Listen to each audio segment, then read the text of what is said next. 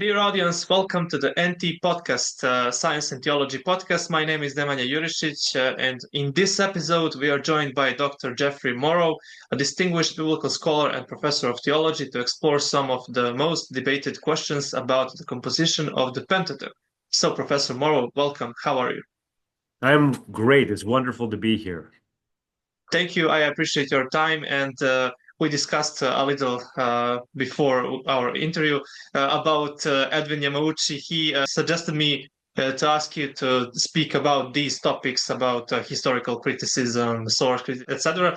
So, do you want to say something about your background and where did you study and who influenced you and what is your, yeah. Sure, I can just give you a short story. Yeah, Dr. Yamauchi, that was a great honor to have been recommended by him. He was a history professor of mine when I was an undergraduate student at Miami University. And he, of course, is a really distinguished biblical scholar and ancient historian.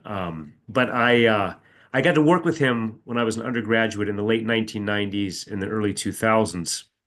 And then he, of course, studied under Cyrus Gordon, another prolific, seriously influential biblical scholar at Brandeis University. Um, and so then I went on and I did work in the history of biblical interpretation. So most of the people I worked with later were not primarily biblical scholars. And for me, I came from a Jewish background, kind of an agnostic Jewish background, and I became a Christian at that point. And what I became convinced of pretty early on reading and working with Dr. Yamauchi, but also reading other scholars, was that the Bible was very historically reliable. And then later, with my own research, I focused more on the history of interpretation. And the question was, why are so many scholars skeptical of the Bible? How did that happen? And so a lot of my work has been kind of, why, despite, the fact that the Bible is so historically trustworthy, why are so many scholars skeptics? And so that's kind of, I study scholarship, the history of scholarship. Yes, often scholars would say that doesn't have anything with source criticism, but in fact it does in a little sense at least. So you have a book, Murmuring Against Moses, and yes, Edwin Amucci reviewed that and gave a recension, or how you say. So do I you want think to so. say Yeah, I think about your book? he blurbed it. Yeah, actually, I have a copy right here. I was just in preparation for this. I picked up my copy. Yeah, he did actually. You're right. I had forgotten that, but he did blurb. He put an advertisement or a blurb or an endorsement on the cover of the book. Yeah. So this was John Bergsma and I co-authored this book a few years ago, and it was the fruit of our work. He and I have been talking for many years about the problems with contemporary Pentateuchal source criticism. And we've been meaning to do a lot more work on this, but we thought, if we wait till to do the big work, it'll never get done. So why don't we start with something small and manageable? And that became this book, where we basically study you can divide the book into three parts. The first third really is a history and a recovery of what we might call the forgotten scholarly criticism of the documentary hypothesis. Because for over 100 years, there have been serious scholars, a few Catholic, mostly Jewish and Protestant, who have challenged the documentary hypothesis or various parts of it. But most of their work is ignored or forgotten. And so we thought we would recover some of that to show some of the major work that's been done over the last 100 years, coming from scholars, showing problems with these source critical theories. The middle third, which is the bulk of the work of John, is showing kind of important, kind of more recent evidence that there's real problems with some aspects of this theory, that the Pentateuch is older than most scholars would allow it to be, and more of a unitary. And then the last third is kind of the history of scholarship. It's kind of showing, I think a lot of reviewers have misunderstood what we're doing there. The last third is not showing, here's the history that has political biases, therefore the theory is wrong.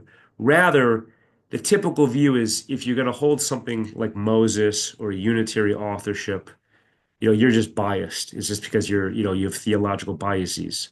Well, we don't deny that, but what we're arguing is that the so-called scientific or scholarly approaches are not less biased. They're equally biased, at least. And so we kind of show the history. It's more of a sociological approach than anything else. Yes, Dr. Jeffrey, you're not alone. Trust me, I asked many scholars, Richard Auerbach, Joshua Berman, and all of them say that ignorance is often answer from them. So they don't read or answer on those critiques. So I found that kind of strange. Yeah. Those are two wonderful scholars. I have tremendous respect for Joshua Berman's work and Richard Auerbach. We rely on them heavily here. They are fantastic scholars, and I think historically, I would argue that we're probably kindred spirits. I think historically we're very similar. Yes. So did you receive any criticism on your book? Did Oh yeah, you? What is the reaction of academic? there's been a lot of criticism. Some of it's, so I would say some of it has been, it's legitimate. Some of it is, there's areas we did not explore, we did not deal with some of the contemporary neo-fragmentarian, some of the real more recent work that's going on. And there's a reason for that. One, it's beyond the scope of what we were doing. But two, it is true. Source critics now, if you're talking to people who publish in this area, they're not primarily traditional Wellhausian documentarians, and that's fine. That's fine. But the reality is, we're writing for a broader audience than simply we published with Emmaus Academic. We didn't publish with Oxford or Society of Biblical Literature. So our audience is much broader. And if you look at textbooks, most Bible textbooks still recycle these very traditional 19th century views because they're easy. They're fairly easy to teach and to understand. They're overly simplistic. Um, and then the other reason is theologians. So John and I are both Catholic. So it's interesting, right? You have Joshua Berman who's Jewish, Richard Auerbach is an evangelical, and John Bergsman and I are Catholic, and yet we're all approaching this in a very related way, critiquing the documentary hypothesis. And so that's a legitimate criticism. That might be a work for the future, but that's not what we're trying to do here. Another major criticism that we've encountered is I think they misunderstand the last third of the book. Like I had just mentioned, they think that the last third of the book is an argument saying, you source critics have biases, therefore you're wrong, which is not what we're doing at all. It's more, in fact, one person recently wrote, they said, well, you guys are theologians. You're at a conservative Catholic institution. You're biased. We admit that. Our problem that we're trying to address is we're trying to uncover the lesser known history of how this theory developed at the end, the last third of the book. And we're not saying you're biased, therefore you're wrong. We're trying to show that this is not simply a history of an objective quest to figure out who wrote the Pentateuch, but there are real philosophical, theological, and political concerns that are virtually ignored or unknown by most scholars in the field. That was the point. So there's a number of criticisms like that have been leveled against the book. I think some of the more devastating portions about with the Samaritans and with the Zion theology, I think, are virtually ignored in the critical reviews, except by a few scholars who are appreciative of that. Yes, we will cover those questions about Samaritans and Zion theology. But yes, it is interesting that, yeah, we all have a bias, but there are people from all different denominations and religions even. So yeah, I'm let's say SDA tradition. So I know people, Roy Gain and others that work with John Bergsma and others. So they view exactly the same thing like you do as a Catholic and the other as a Jew. So it's interesting to me. Yeah. Okay, so I have a question for you, Dr. Jeffrey. What is the role of the method of historical criticism? Is it a valid method or should it be totally rejected? And which method do you mostly follow and use? Oh, that's a great question. So I would say I don't want to reject all of it wholesale. I think it does have a value and a place. Although to be quite honest, I think I would distinguish, and I think especially for your audience, I don't know how familiar they are, but historical method, right, from the historical critical method, right? So history is really important, and I think it should be important for Jews and Christians who believe God entered history. And so if for Jews and Christians who believe that the Bible is an example or an account, an inspired account of God's acting in history. History has to be important. So we need, to use archaeology and look at other ancient historical sources. We want to figure out what happened. What is the context for the Bible? That's very important. The historical critical method tends to be a primarily internal literary method. It's not focused on archaeology. They can work together, but specifically speaking, the historical critical method tends to be a reference technically to source criticism, form criticism, and redaction criticism. So source criticism is the quest for hypothetical literary sources lying behind the text that we have, right? And so they're basically looking at literary patterns, shifts in vocabulary, things of that nature, and trying to say, okay, we see diversity of vocabulary, we see diversity of style. We are going to posit, hypothetically, there must have been original written sources behind this. That tends to be source criticism, okay? Form criticism is very similar. Form criticism tends to deal with oral traditions, hypothetical oral sources behind here. So maybe this style tells us that this sounds like a hymn. Maybe this comes from a hymn or things like that. They're hypothetical because we don't know for sure those other sources ever existed. We haven't discovered them. They're based on internal literary clues to the text. And then redaction criticism is the quest for what is the hypothetical editorial activity that put these written or oral traditions together into the text that we have it now. So I think it's best used when these scholars are very cognizant of the fact that these are hypothetical constructs. That doesn't mean they're bad and it doesn't mean they're wrong, right? But it means that they're a lot more tenuous and tentative than I think is often put forward. They're often assumed as starting points or conclusions. And I think we just have to recognize their value and their weak and their limits. I was dealing with my children. I have 7 children, and I was talking to some of them about evidence and arguments, and they're using AI for this and that. And I said, that's fantastic. There might be good ways of using some of those things, especially as a dialogue partner to brainstorm. But I said, for evidence, I don't want ChatGPT's summary of somebody's article. I want to read their article.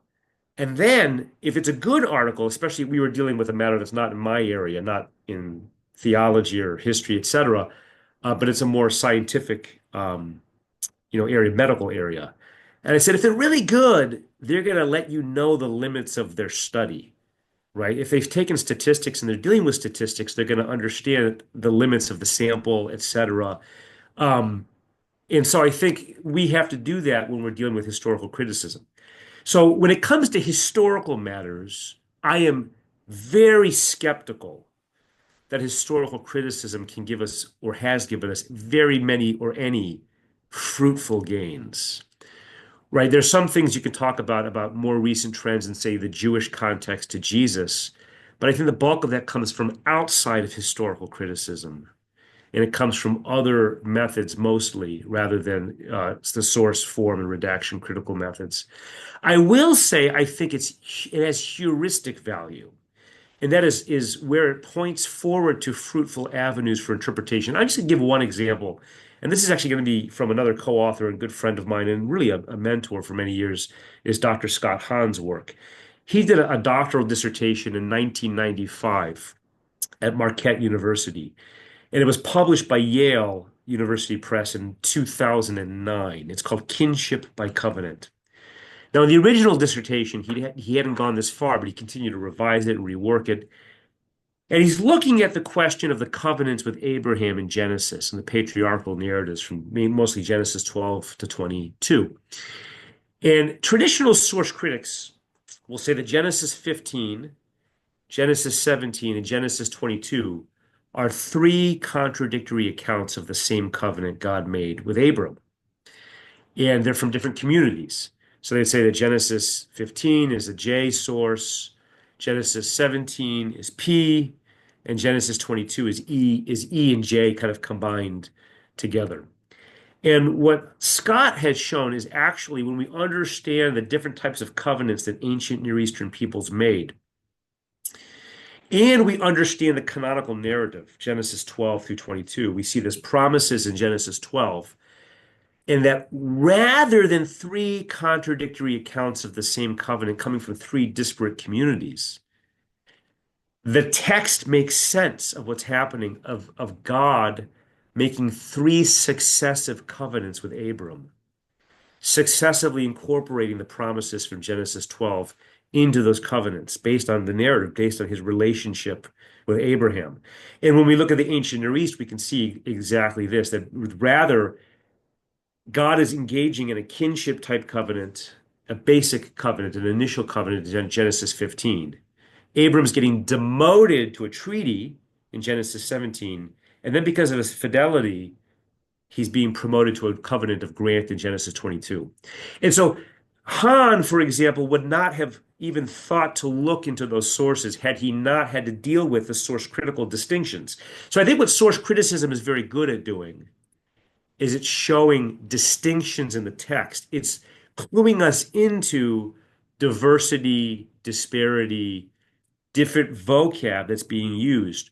Whereas the traditional positions of faith, whether we're doing a canonical approach or whatever for pastoral purposes, we tend to come to the text with a starting point of faith and trust. And we're going to read this in continuity, which I think is very good and helpful.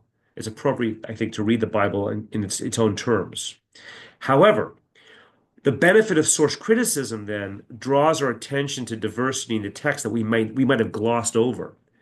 And so it can actually be helpful to kind of point out, well, so why? Why is it using Yahweh here? Why Elohim here? Right? And if we're reading it in our own language, for example, and our language is like for me, in my context, English, well, that's great, but I might not be paying attention to the difference between Lord and God. I might not be, I might see it as a synonym and might not focus on what's going on. And so it can force us, source criticism can help force us, I think, to wrestle with the text, to understand it better.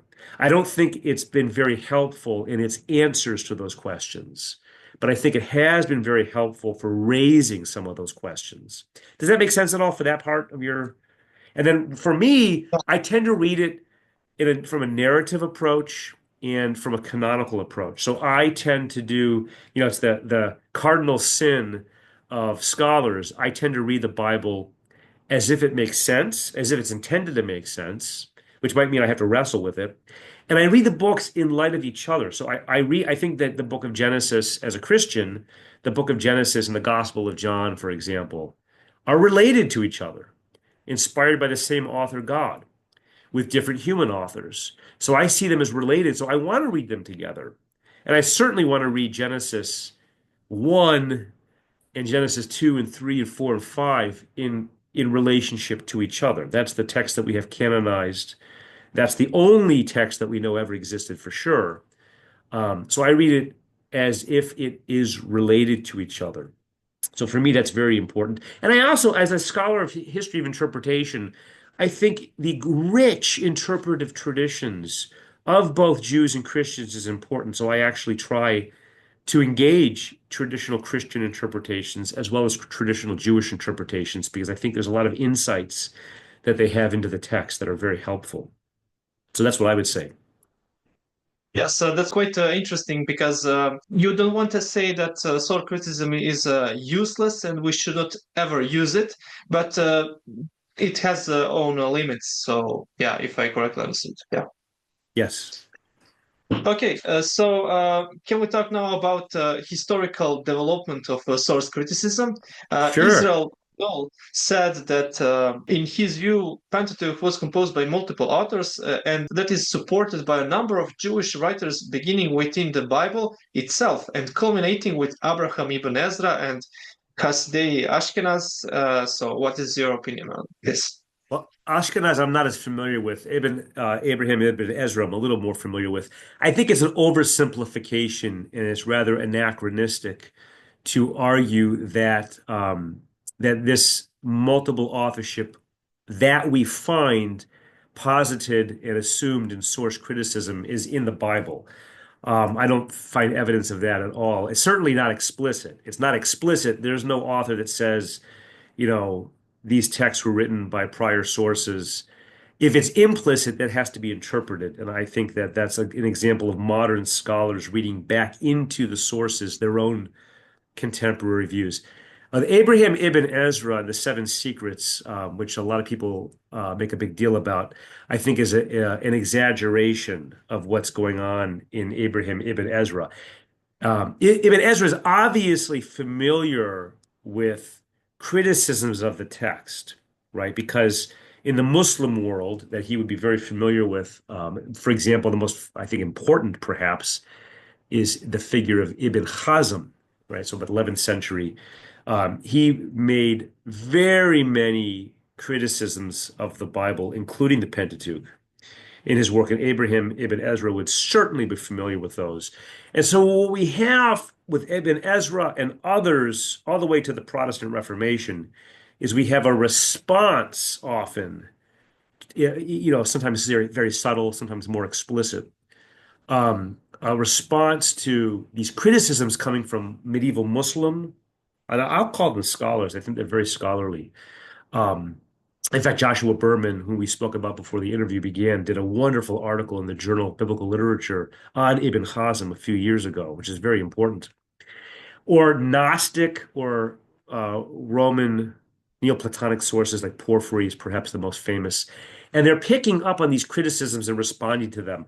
I think most scholars read Ibn Ezra as an early source critic because of how Spinoza uses him in the 17th century, right? So Spinoza sort of assumes that Ibn Ezra is a precursor to what he does in his 1670 Tractatus Theologico Politicus, his theological political treatise, which is a very important foundational document, I would argue, not only in source criticism, but in the entire historical critical method. In his 7th chapter, he lays out basically a blueprint for what modern biblical critics do. And so I think I think this is an anachronistic reading of Ibn Ezra, or at least putting too much weight on it, right? I mean, there are certain things that we see that are, uncontroversial, that we see, for example, when the text says the Canaanites were then in the land, right? Well, what do we do with things like that? So Thomas Hobbes in his Leviathan, Isaac Laperere in his Pre Adamite, and others in the 1650s, and then in the 1670s, Richard Simon, they make a big deal about this. I think Hobbes, if I recall, allows that maybe some of the book of Deuteronomy comes from Moses, but basically nothing else. They're taking a few verses and dismissing the entire text based on that. I think that's overly simplistic. If it's overly simplistic to say that Moses wrote every single word that we find in the text as I have it in my Bible that I carry around in my pocket or in my bag, I would grant that. But it's even more overly simplistic to then dismiss the entire text and the tradition that comes before it based on a few verses that I think can be explained by scribal emendation. Maybe I don't remember when this was. It was 10 years ago, maybe it was 20 years ago. I think it was 10 years ago or more. Edwin Yamauchi, who we just spoke about earlier, did an essay on the patriarchs in archaeology. And one of the things he says is there does seem to be scribal emendation, that it's not odd for scribes to add in texts to clarify. And I think we do see evidence of that. And that, I think, can explain a lot of the odd verses that source critics use to then dismiss the text and push it very late from multiple sources. We don't have to go there. I think that's overreaching what the evidence actually indicates. Yes. So, would you agree with those writers, such as Abraham Ibn Ezra, that there are such verses that fit to United Monarchy period? Like Gary Rensborg would say that maybe there are redactions in that time, and the Pentateuch is finished and collected, but based on earlier traditions of Moses and other. Would you think like that? No, I would probably not. I think Dr. Rensburg and I would disagree a little bit on that. I think his work is really important, and so I don't want to. And he's a serious scholar. He's another with Edwin Yamauchi. He was also a student of Cyrus Gordon, though if I'm not mistaken, I believe Gary studied with Gordon at New York University, whereas Yamauchi, Walter Kaiser, and others were a little bit earlier in the early '60s at Brandeis with Gordon. I would disagree. I would say I don't know. I do think there have been probably some examples of scribal glosses here and there. And we see that, unlike some of these hypothetical theories with source criticism, when we look at the manuscript tradition, this works for the Old Testament documents as well as the New, we do see different variant readings in the Hebrew of the Old Testament and in the Greek of the New, for example. When and where those glosses come in, I don't think we have enough evidence to say. And I don't think they're as expansive as some people think. So I don't feel comfortable with the evidence saying that the books of the Pentateuch were finally collected during the United Monarchy. I think, and I'm not an Egyptologist, so I don't know, I can't weigh into the debates about Egyptian, but I am influenced by Egyptologists like James Hoffmeyer and Kenneth Kitchen. Um, and again, and Edwin Yamauchi, who was not known as an Egyptologist, he trained Egyptologists, so he knows Egyptian. He studied Egyptian at Brandeis, as did Walter Kaiser, even though that was not their area. And I know Dr. Yamauchi directed theses and dissertations in Egyptology. And so I'm relying more on their scholarship, even though among themselves they disagree. Walter Kaiser, for example, puts the Exodus about 200 years earlier in the 1400s, and Yamauchi, based in part on a master's thesis he directed by John DeFelice, Tin and Trade and Archaeometallurgical Dating of the Exodus. James Hoffmeyer, Kenneth Kitchen put it a little bit later in the 1200s. They all agree that the bulk of the evidence coming from Egypt tends to fit the idea that the Pentateuch itself, especially Exodus through Deuteronomy, but we could even go with some of the shapings of Genesis, fit the New Kingdom Egyptian context really well. And I want to give two examples, kind of from outside the Pentateuch, but fitting within this context, and from early in the Pentateuch. One is actually outside the Pentateuch, Joshua, chapters 1 through 11. James Hoffmeyer, following K. Lawson Younger Jr. K. Lawson Younger Jr. did a book on ancient conquest accounts, which is wonderful. I have it on my shelf over here. And Hoffmeyer in 1994 did a really important essay building on that. Both of them showed that if you look at ancient conquest accounts, including the book of Joshua, the first 11 chapters fit best, far and away, the ancient military scribal practices that we find under Tutmosis III, right? New Kingdom Egypt. Now, it's not the same date they would put for the Exodus. It's actually closer to what I would put the Exodus. They would put it a little bit later during Ramses II. But that being said, in examining all these accounts, other scholars like John von Cedars, they find similarities in a late Assyrian text, and they point out similarities, which indeed there are. And Hoffmeyer and Younger both point out how that's true. There are parallels there, but the closest and most numerous are New Kingdom Egypt. It almost looks like whoever wrote Joshua 1 through 11 was familiar with New Kingdom scribal practices for describing those things.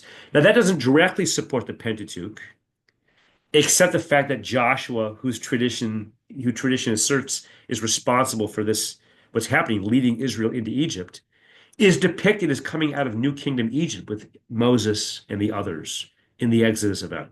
And the second I will point to is Genesis, creation in Genesis chapter 1. The two major scholars here, John Currid, it's a wonderful book. He's got a wonderful book. He did his PhD in Syro-Palestinian archaeology at the University of Chicago. And he has a wonderful book called Ancient Egypt in the Old Testament. And he's done other work on Genesis 1, as did James Hoffmeyer. And both of them argued that even the very shaping of Genesis 1 fits a New Kingdom Egyptian context better than, out of Babylon or whatever. Right, so there's actually a theologian whose work I'm very fond of, Joseph Ratzinger, who was Pope Benedict XVI. He was not, we just have Pope Leo XIV was just elected Pope. Pope Francis was before him, and Pope Benedict XVI was before him. Well, he wrote a book that I'm very fond of called In the Beginning. Not a book of the Pope. It was a book as a private theologian. And one area I actually disagree with him on is he assumes a sort of documentary approach to the text. I don't think he's asserting this in any kind of authoritative way, but he thinks it accounts for the text. He assumes that Genesis 1 in its final form comes out of Babylon. And the purpose, he argues, is that it's showing monotheistic faith against the polytheistic context of Babylon. Well, I agree with him in the conclusion that what we have in Genesis 1 is showing there's one God, and the polytheistic traditions the degree to which they are polytheistic are wrong. So it is coming out of that context. But I don't think we have to go to Babylon to explain that. Egypt was also polytheistic, and the Egyptian context explains that. And I think it does so better because the parallels here make sense to an Israelite context coming out of Egypt better than they do coming out of Babylon.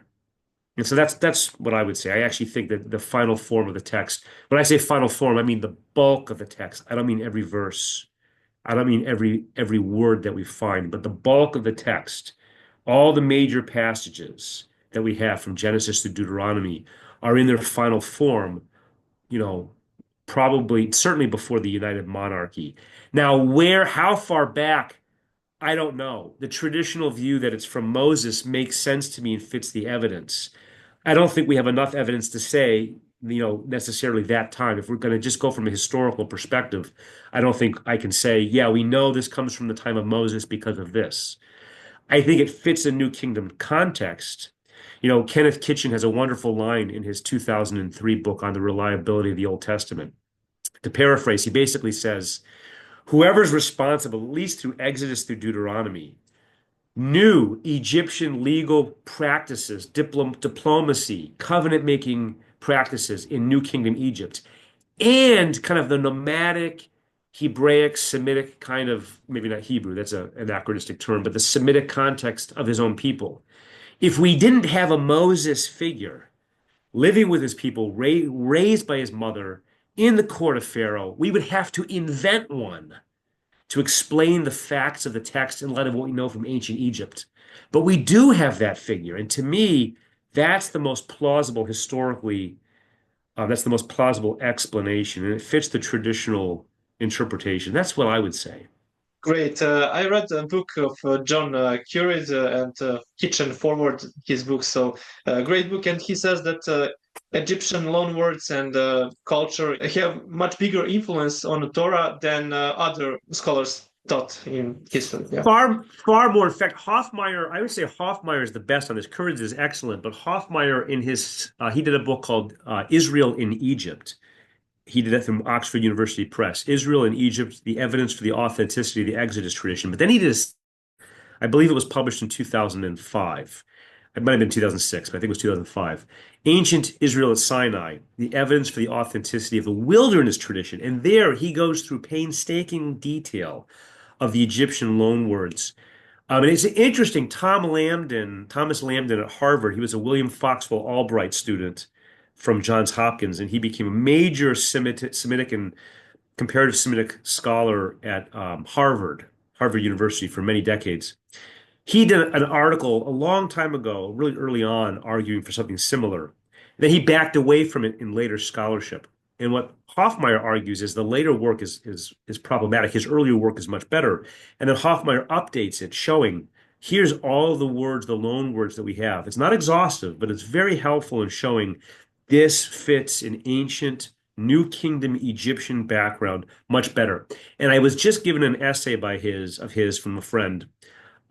This might have come out. This is just within the last 3 or 4 years. He's been co-authoring pieces with Gary Rensborg, and he just came out with one really recently, again, showing there's all sorts of areas that this shows a new kingdom. The Pentateuch shows a new kingdom Egyptian influence, far more than outside. I think that's very helpful. Yes, I talked with him a few days ago, and we will cover a story of Joseph, and he don't believe there is two sources, so that will be our topic. Wonderful. And he said in 2026 there will be a new book, My Exodus. So amazing.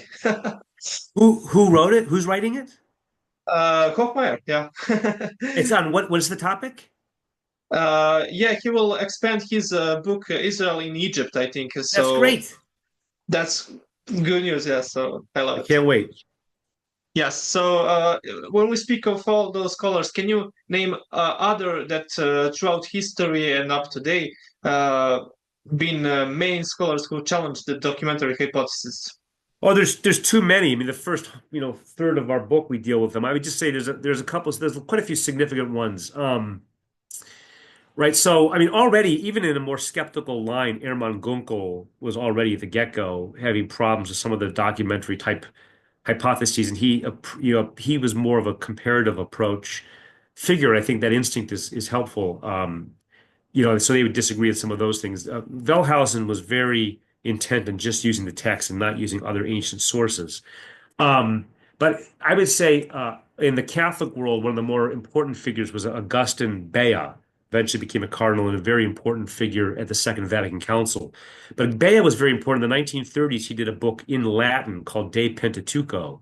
He was a very important professor in Rome at the Pontifical Biblical Institute. And his book, it's outdated now, but it's very helpful in arguing against some of the internal theories. He does the same sort of grounds. Let's look at internal evidence, and he argues for a unitary position there against Wellhausen type arguments. Another really important early source is Umberto Cassuto, pioneering scholar in Ugaritic scholarship, one of the founding professors at Hebrew University in Jerusalem. He wrote a wonderful book. It's in modern Hebrew and it's in Italian. I only know the Italian, La questione della Genese, right? A question of Genesis. It's not been translated into other languages as far as I know. Wonderful book. It's wonderful. People are more familiar with a small version he did, and that's in English called The Documentary Hypothesis. It was basically lectures he did based on his earlier work. His earlier work is for scholars, and this work was done for lectures for Bible teachers of high school, I think. But it's lectures he gave basically showing, we can explain a lot of these differences that the scholars are finding in the text on stylistic grounds. Yahweh, why is it Elohim in Genesis 1? Because Elohim is a general term for God or the gods. God is creator. And why Yahweh later? Because that's his personal name. It's like, for Christians, you could say, Jesus is God. God is generic. Jesus is his personal name. That's like a way of, and Kasuta does, several things throughout showing that a lot of these things, doublets, etc., can be explained on other grounds. You don't need to posit hypothetical literary sources. That's very helpful. Yehezkel Calfman is another important figure in the whole school, also prominent, training a whole generation of scholars at Hebrew University in Jerusalem, arguing that the P source is much earlier than what traditional documentarians would allow. I think that's actually really significant because what you find is anything priestly, anything ritual, anything sacrificial, most of these documentarians push very late. And it's somewhat arbitrary, and it doesn't fit the archaeological picture. Right? So Wellhausen, for example, was famous for arguing in his Prolegomena zur Geschichte Israels, the Prolegomena of the history of Israel, that the tabernacle, oh, that's a fiction. That never happened. There was no tabernacle. There was a temple. And so when Israel was fictionalizing their history, they said, oh, well, how do we have a temple when we're wandering in the wilderness? So they invented a tabernacle, right? And that was part of his anti-Jewish and anti-Catholic bias against those sorts of rituals.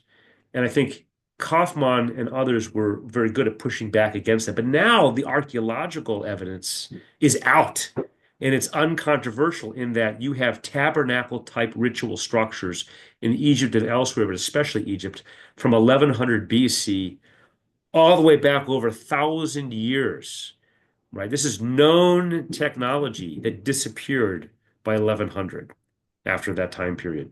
So, again, Wellhausen was operating in an archaeological vacuum. And even if some of the sources and tabernacles were not knowable for him at the time, he consciously didn't want to deal with ancient Near Eastern sources, which is not that he wasn't competent in that. He actually knew Akkadian very well and actually considered a career as an Assyriologist, as Peter Machinus at Harvard has shown in a wonderful essay on, Wellhausen and Assyriology. He said, I think it's called A Path Not Taken. So those are some major early scholars. I think William Foxwell Albbright and Cyrus Gordon should be mentioned here as well, mid-20th century, although they worked for a long time after that. Gordon was at Dropsy College and then it doesn't exist anymore, but he was at Dropsy College and then Brandeis and then New York, etc. And Albright kind of landed himself at Johns Hopkins where he had done his own dissertation. I think that's where he did his dissertation, but he ended up landing there and staying there. Um, and they trained a generation of scholars. I mean, most of Harvard at one point had been his students, G, right? F.M. Cross, um, Tom Lambden, those had been all students of Gordon's. And so these are, I'm not Gordon's, Albright's at Johns Hopkins. Gordon trained a host of evangelical scholars, actually, and Jewish scholars. A lot of scholars, a lot of Assyriologists like Martha Morrison, Bible scholars like Gary Rensborg, kind of a Jewish context under Cyrus Gordon. But he also trained a host of evangelicals, Meredith Kline, Ed Yamauchi, Walter Kaiser. Really interesting, actually. And these two figures, Gordon and Albbright, are important because they're not traditional evangelical scholars. I believe Albbright was I think a Methodist, but he didn't have kind of an evangelical inerrantist view. He wasn't a self-identified fundamentalist.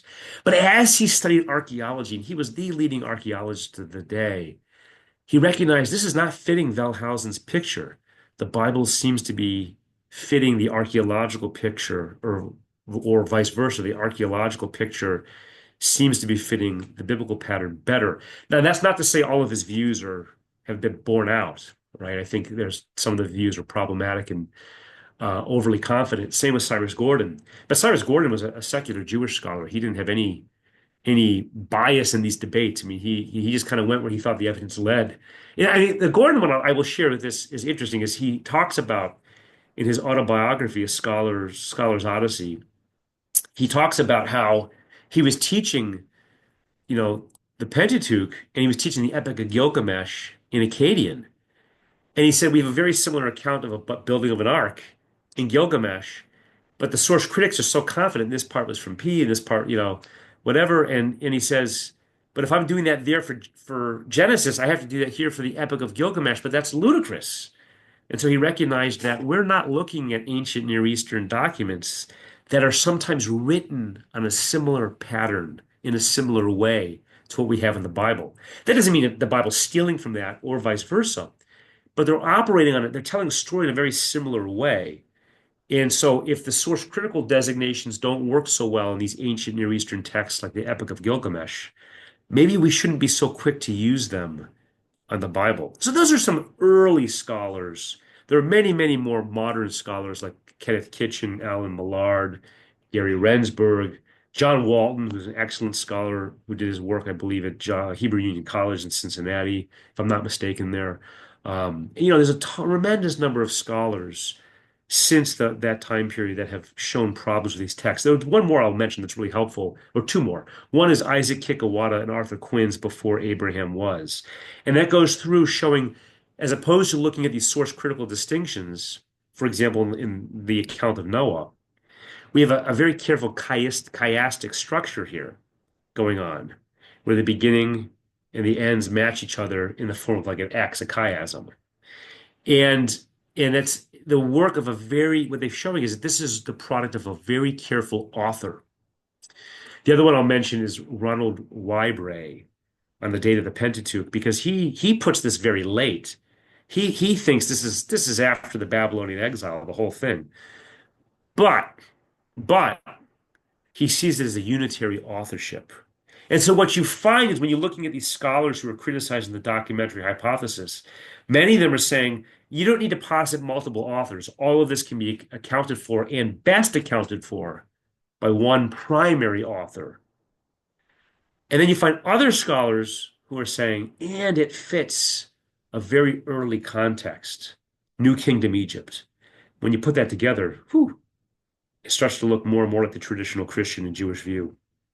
Right, I object. We didn't mention two big names, P.J. Wiseman and his son Donald. So Oh, we sure. forgot them. Please. Yeah.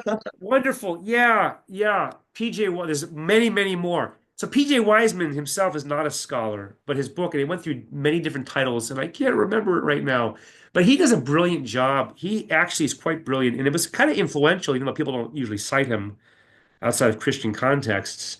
Gosh, I wish I could remember the name of the book and the most recent form of it. But PJ Wiseman argued that the Toledot structure, that the generation structure actually gives us a natural division in the text for sources, because obviously, of course, Moses wasn't there for Abraham, etc. And that's very helpful. But he was a layman. He was a military guy who was a faithful Christian who was really influenced by when he went to Iraq and these other places. He was influenced by the archaeological findings, and that book is very helpful. His son Donald Wiseman, who wrote the foreword to the book when it was republished, became a serious Assyriologist. I mean, he became, if anybody can claim to be the Assyriologist of the 20th century, I would say it's Donald Wiseman, because he had probably the only credible claim, I think, to today, to have read more cuneiform documents that had been uncovered since cuneiform was a living script. He probably read more Akkadian documents than anybody since Akkadian was a living language. And part of his ability to be able to make that claim was he was the curator for the museum that kept them, in addition to being a professor. And he was the first at his institute to do a dual degree in Hebrew and Assyriology. He was a major, major scholar. I believe, if I'm not mistaken, he didn't actually get a doctorate. He was given an honorary doctorate in light of his work. But he just read and read and read. A really important figure who also found problems with the documentary hypothesis. And as he was reading cuneiform literature, he said, this fits its cultural context really well. They're very important scholars. Thank you for mentioning them. Yes, let me just read his title of his book, New Discoveries in Babylonia about Genesis, and other name is Ancient Records and the Structure of Genesis, a case for literary unity. So yeah, that's that's PJ. So the I think second was same. PJ Wiseman, and the first, I believe, was Donald Wiseman, right? Yeah, something like that. Yeah.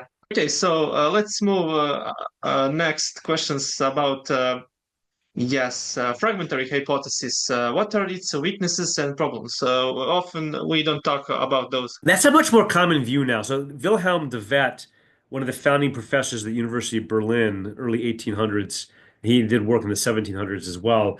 De Wet is a key figure in the development of the fragmentary hypothesis. And let me just start with the strengths are that when you look at the classic documentary hypothesis, you almost have to like snip and cut these texts into different pieces because their criteria just don't fit so many passages. So the strength of the fragmentary hypothesis is it explains why there are so few passages that fit the documentary hypothesis really well, and why you almost have these little bits of Yahweh here, but so is Elohim, etc. The weaknesses again are the more you look at the document in its final form, you can see that so many of these little bits of data fit the overarching narrative as a whole. Is it starts to look more and more like this is the work of a single author, which is where I think redaction criticism shows they have to kind of hypothesize careful editorial work, because what's done is if you argue there are fragments or whole documents, we have a text that makes a lot of sense. And so you have to argue that some editor came in to make it look like there was one author, right? And I think that's where both fragmentarians and documentarians have problems. Right. Yeah, that's not held by many scholars, but we can Well, move actually, I next. think the fragmentary thing you do find more and more now. There are a few neo-documentarians like Joel Baden at Yale, but I actually think if you look at a lot of source critics they've kind of gone back to a fragmentary approach, precisely because the documentary hypothesis has so many problems. So it actually is more common now. Yeah, but isn't he holding Joel Baden He's neo-documentary, a right? he is a neo-documentarian, but that's not the majority view of the scholars now. That's his view, and there are other followers of that. But what I'm saying is, if you look at most people who actually work, say, on Pentateuchal source criticism of Genesis or whatever, they tend to be more fragmentarians now. He's an All right. exception, Yes. as I understand Okay. it. Do prophets come before or after the law or Torah? How can we know whether during the time of prophets like Amos, Hosea, Micah, at least first part of Isaiah, Ezekiel, and others, a written Torah already exists? Okay, so that's an excellent question. I think they are written after is the traditional view. Wellhausen was famous for saying that they came, later, as he had heard that Graf argued that. And he says famously, I think it's on the fourth page of his Prolegomena, almost without knowing the arguments, I knew it must be true. I think we can know this from a lot of ways, especially Ezekiel. And Dr. John Bergsma and I work on this in our book, but there's a really revolutionary article that actually John Bergsma wrote with Scott Hahn that was published in the Journal of Biblical Literature in 2004. What laws were not good? And it's on Ezekiel chapter 20. And they do a very careful reading, and we continue this here. If you look at Ezekiel, especially, but you can see this in Jeremiah as well. Ezekiel, which is exilic, right? This is during the exile, is carefully detailing both Leviticus and Deuteronomy. And it's dealing with specific vocabulary to the letter, the words. It's not sufficient to say, well, he knows the traditions. No, he knows the texts. And what he's arguing is that the second law, Deuteronomy, profanes the Levitical law. It's a concession. And so what you can see, for example, I mean, the biggest thing, he's got a lot of issues, but the biggest issue is the profane slaughter of animals, that you can pour out the animal's blood now on the ground as if it's water. And Ezekiel is a priest. Ezekiel and Jeremiah, both priest prophets. This is a big deal. And so what they're arguing is very much like what Jesus did, very much like what Jesus did, like in Matthew 19. Because this is the same section of divorce laws in Deuteronomy. You could talk about the harem warfare. Dr. Hahn, Scott Hahn and I are working on a book right now, not a scholarly one, but it's on a harem warfare in Joshua. All these Deuteronomic concessions are there, and Ezekiel is contrasting them with the original law God gave to Israel. So rather than seeing Deuteronomy and Leviticus as contradictory sources of the same covenant, Ezekiel seems to do what the Apostle Paul does what Jesus does, and what the later rabbis do, is that this is a shift in the relationship with God and Israel 40 years later. But the important point here to your question is Ezekiel already knows Deuteronomy and Leviticus, and we know this because he's tracking the text very carefully. For example, in Ezekiel chapter 20. Yes, and what about earlier prophets such as Amos, Hosea? Do they know Torah? It seems like it. That's work I haven't done as well. So I can't go through the linguistic details there as I could with Ezekiel 20 or as John Bergsma would with Ezekiel 20. But it does seem to be the case that that this is already in place and that they're calling people back to Torah righteousness. It does seem to be the case, I think. All right. And how would you argue that the so-called P source forms a unity with the parts considered as the JE or non-P sources? Are there I mean, arguments for unity? Yeah, I mean that's almost easier. I mean, you can look at this. I think Richard Averbeck has done some interesting work here on the patriarchs. I think it's really brilliant, and uh, Gordon Wenham as well with the unity of the Garden of Eden and with the flood. Is you see that the P if I were to be a source critic and just say yeah, source criticism, this is some form of JDP, I would have to argue that the redactor is P. P is a redactor. And that's where people have moved because there's so much of this priestly material in J, for example. The J, so-called Garden of Eden, Genesis 2 and 3, this is so J, has so many P elements. Right? You have the cherubim in Genesis 3, like the Ark of the Covenant. You have this focal point of the eastward facing Eden, like the temple. And this makes sense of early Jewish interpretations of the Garden of Eden is a temple. Right? The world is one large temple. Garden of Eden is the Holy of Holies. The temple is a small world, a microcosm. You see this in John Levinson's work and elsewhere. So I think there's so much of this element here. And I think Gary Rensborg, not Gary Rensborg, Richard Averbeck shows why. And that is that, hey, think about it.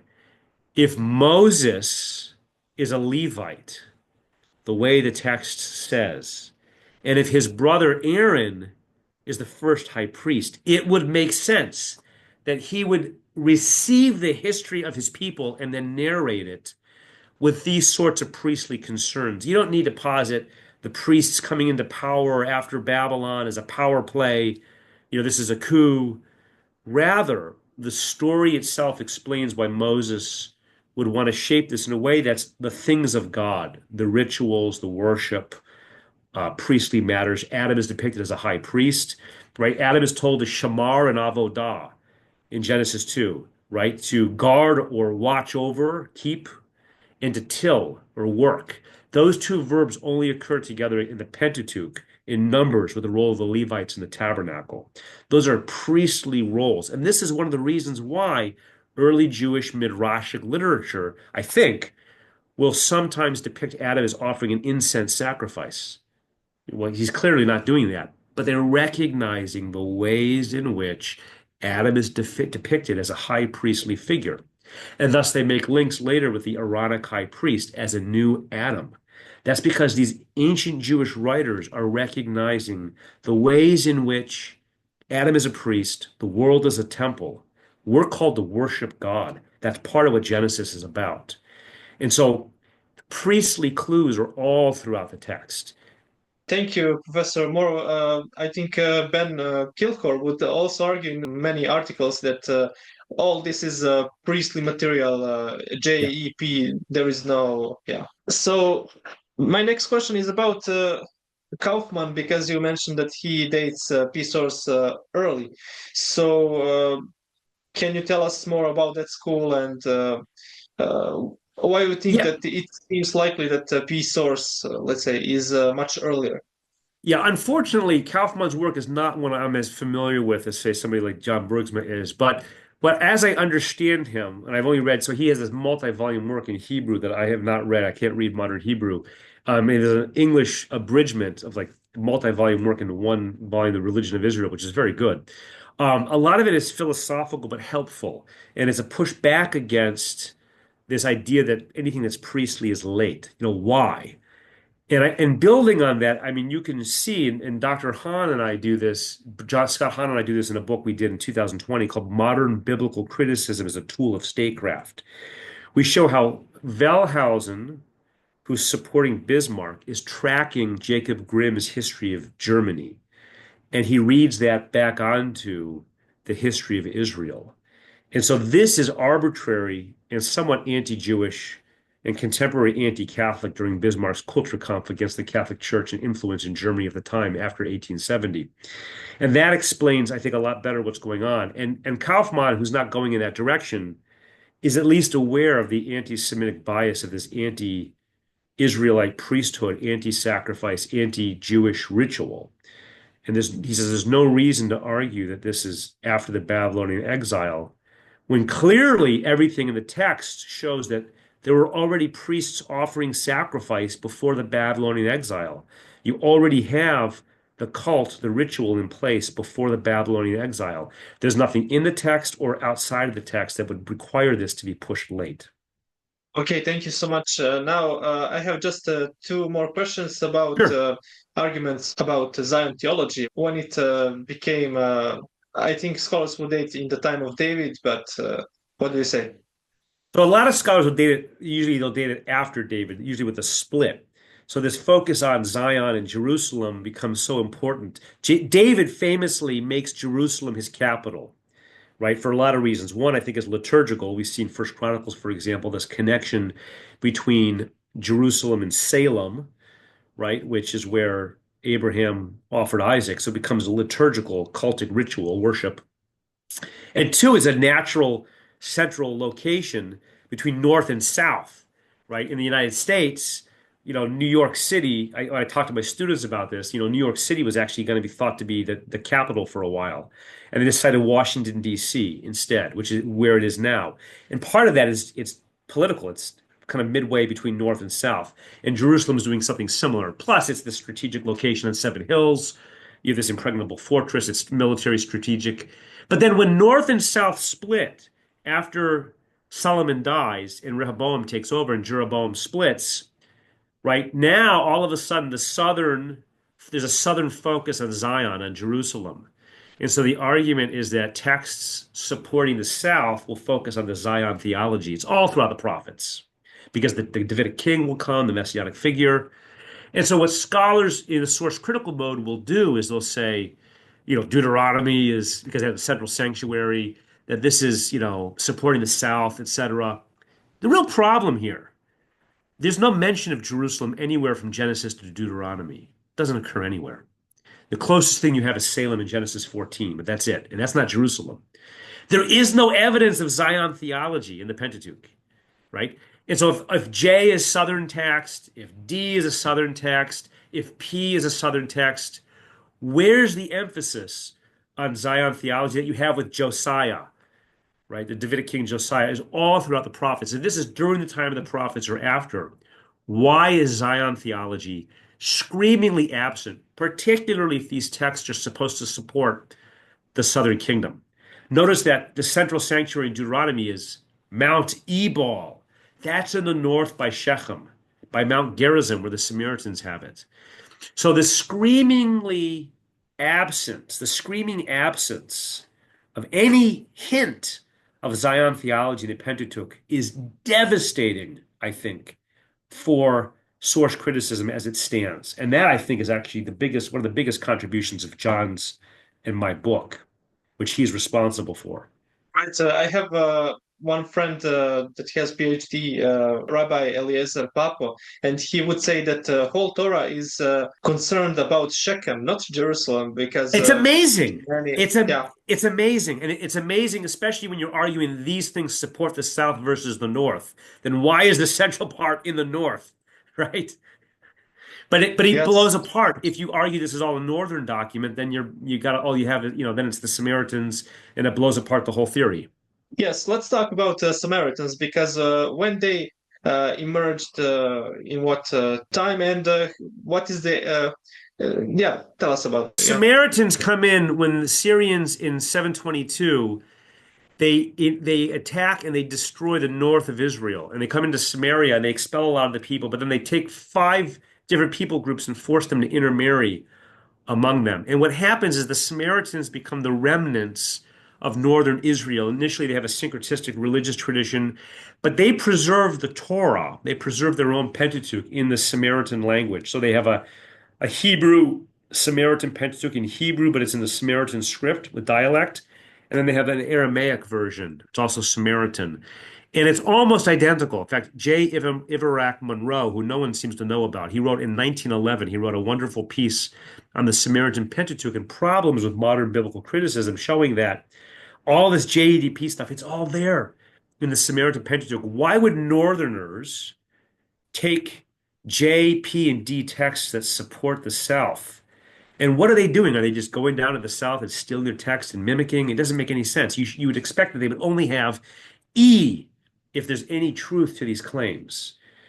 And so actually Wilhelm de Wet is aware of this problem. And so he kind of creates a little narrative of how this works out. And later scholars, a couple later scholars, like one person I work on a lot, Alfred Loisy, who's very important in the Catholic world, but not so important in broader biblical scholarship nowadays, also kind of uses a story that he kind of comes up with of how the Samaritans are kind of always in contact with the South. And, it doesn't make a lot of sense biblically, but that is, or what we know outside the Bible, but that's the story. So they have a Pentateuch just like ours. There's a couple differences. Like, for example, Mount Gerizim is the central sanctuary as opposed to Mount Ebal. They're both in the north. So they are northern descendants of Israelites that are still around. Yes, I listened to Joel Baden and John Collins, and they argue that Deuteronomy talks about Jerusalem implicitly, the place that Yahweh would choose, and etc. So, if Samaritans really accepted the whole Torah as they did, why did they accepted Deuteronomy? Yeah. So Deuteronomy, their version is a little different. This is the biggest difference. The biggest difference between their text. There's other differences, but they're very slight. But the biggest difference is, as opposed to saying Mount Ebal in Deuteronomy, the place that Yahweh chooses is Mount Gerizim in their version. And you can make an argument that might even be primary. Who knows? But the point is that they do accept Deuteronomy, but in their text it supports where they have their temple. Now, it's important, I think, to point out that contra Collins and Levinson, if that's an accurate representation of their view, which I think is credible, it doesn't say Jerusalem. The place that Yahweh will choose in Deuteronomy is Mount Ebal. It's in the north. It's Shechem. It's by Shechem. So it's not that far from Mount Gerizim. Yes, I agree. Thank you. And lastly, I do want to say something about the names Yahweh Elohim because Michael Heiser, when he was at college, he said that his teacher said to him, "Oh, this is J, this is Z," and he asked, Yeah. "Okay, we have variants between some Hebrew texts, and there are different Yahweh or Elohim. So if you have a change, then that affects some theory, GAPD. So what do you think?" Yeah, that's a real problem. Yeah, so I mean, this was the classic source. Like if you go back in the history, right, the first person to isolate the text based on those names is Jean Ausdruck in his 1753 Conjecture sur la Jeunesse. He wrote a book on this. He was the surgeon, Jewish, and he's the surgeon to King Louis XV of France. And he was frustrated that in the 17th century, skeptics like Spinoza, Hobbes, Isaac Lapierre, Richard Simon were challenging the Mosaic authorship of the Pentateuch. But he realized Moses wasn't there for Abraham, etc. So he must have used sources. So what Ostrup did is he said there must be vocabulary or stylistic differences in Genesis to give us a clue. And his source A and his source B were primarily on Yahweh and Elohim. Now he had I think 11 other minor sources, but those were his two big sources. If I remember correctly, source A first becomes E1, and then that becomes P later on. And source B becomes J, I think. But he was using it to say sources Moses used. Later, with Johann Eichhorn and others in the 18th century after him, they argued that in later versions of their work, that look, if Moses is using sources for Genesis, but those names, those signifiers of the sources are they're in Exodus, Leviticus, and Numbers, for example, then they must also be sources there. Same sources. And then people start to say, well, then why would Moses use sources? This must be after Moses' time. But this is a real problem. This becomes the foundation of the documentary hypothesis early on, Yahweh and Elohim. But so many scholars from Cyrus Gordon on have shown, as we study ancient Near Eastern texts, including the Quran, right, it's commonplace for single authors to use multiple names for the same God. That's not a problem at all. So very few scholars now, in fact, I don't know any modern scholar that studies this stuff that uses those as designations of different sources. They pretty much admit that that's not a legitimate source anymore, particularly with what we've discovered of Ugaritic sources. So that's kind of done. I think what you find, I think Kasuto's argument is very helpful that Yahweh becomes the personal name God revealed to Moses. It's his covenantal name. And Elohim is a more generic name. Is it Elohim, the one God, or Elohim of the nations, the gods of the nations? All right.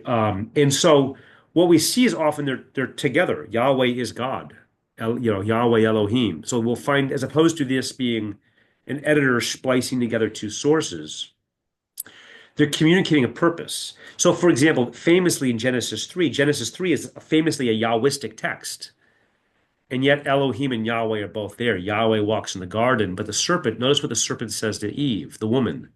Did Elohim really say you can't eat of the fruit? This isn't splicing together two sources. It's the devil or the serpent trying to sow distrust and distance between God, the distant creator God Elohim, with the woman, right? But he's already Yahweh in Genesis 2. So I think there's this intimacy there that they had in the garden, and the serpent is trying to sow distrust. So I think there's a much more theological, nuanced position going on in the text. And, God is calling us not only to recognize him as Elohim, Almighty, Creator, right? But also Yahweh. Does that make sense? There's an intimacy there. He's the Lord, right? We miss that. I think in Hebrew, when I grew up Jewish. I remember Baruch atah Adonai Eloheinu melech haolam, right? Baruch atah Adonai Eloheinu, the Lord. We miss this Lord, Master, Servant, but this is the name. Who are you? Moses says, "Well, I am who am. Therefore, tell them that I am has sent you." This intimacy of who He is. It's not just Lord. There's an intimacy there. Amazing, Professor Morrow. And have you any conclusion in what direction academia is going these days? And do you have any? Yeah. Yeah, I'm very hopeful. I mean, I'm very hopeful. I think I think, we are entering a time where gatekeepers, the people in power and scholarship, are less concerned with your conclusions and more concerned with your argument. And so I think it's good that we have voices like Baden, and we have voices like Kilcore and Berman, and you know I think that we need to just debate. Let's allow debate to happen. And I think what we're happening is more and more scholars are frustrated with what they're finding with the documentary hypothesis, and they're opening themselves up to more new avenues, even if that's a traditional view. And you don't have to be a person of faith to have a more traditional view. Cyrus Gordon didn't have, some Orthodox Jewish faith. He was a more secular scholar, but he just went where he thought the evidence led. And won't always agree on where that may be. But I think we need to let the arguments speak for themselves. Yes, thank you so much, Professor Morrow. And okay, this is all of my questions. And dear audience, thank you for watching this episode of NT Podcast. Huge thank to our Professor Morrow for sharing his expertise and thoughtful answers. If you enjoyed this conversation, don't forget to like, comment, subscribe for more interviews with leading scholars. And see you in the next episode. Until then, stay curious and keep exploring truth.